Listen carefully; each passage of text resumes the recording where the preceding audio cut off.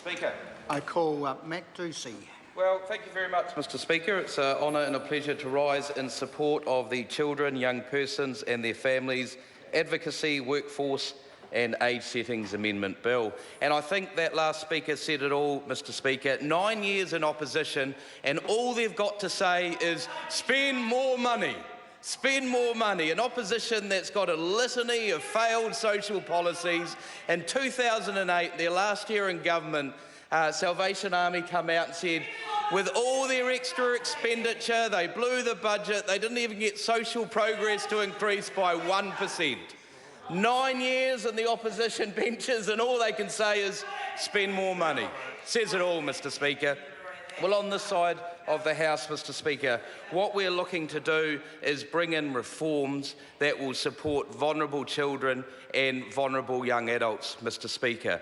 We know with the feedback from the final report of the expert panel, what it identified is that what we should be doing is ensuring all vulnerable children and young people that go through the care system come out with the opportunities that the average New Zealander a New Zealand child has, Mr. Speaker. And it's clear by the state of care that we're not providing that, Mr. Speaker. And it's amazing to think that we could be taking vulnerable children and young people into a care system and not knowing if we're harming them or doing them any better. And what this bill is based on, Mr. Speaker, is a very vulnerable cohort of young children and young people. We know from the regulatory impact statement, when you look at the statistics, roughly 1% of young people who spend more than 3 months in SIFs at the age of 15 or 16, 7 out of 10 of these, Mr. Speaker, will leave school with no qualifications.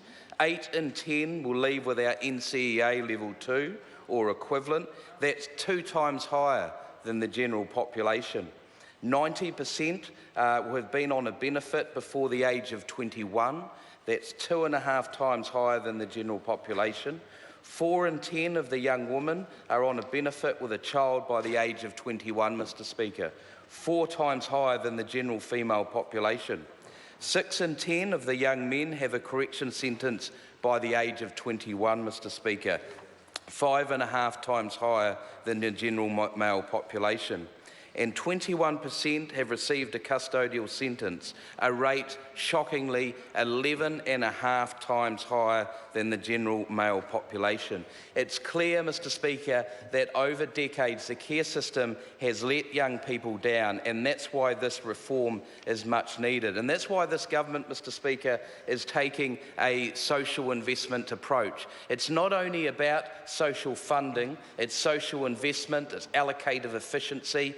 People on the street will know that is how do we spend money wisely, how do we get it to where it needs to go, and how do we get good bang for the buck. And what we know for these vulnerable young children and young people who have been in care at the age of 15 and 16, future liability by the age of 35 will be around $500,000 for the government. So we know actually, if we look at that future liability and we invest up front, then we can support these young children and young people to not only go on and be aspirational, but to expect what the average New Zealand Kiwi kid expects in life opportunities, Mr. Speaker, and that's what this bill is supporting. When we look at some of the outcomes of this bill, Mr. Speaker, I'm very much looking forward to being part of the Select Committee for Social Services, ably led by the Chair, Alfred Naro.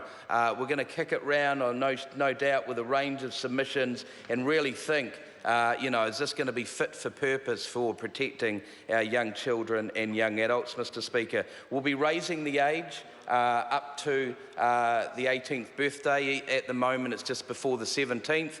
I have some sympathy with the opposition talking about it should be higher. I agree. The next stage of reform will look at that. You could easily imagine some transitional service up to 21 and even for complex young people up to 25.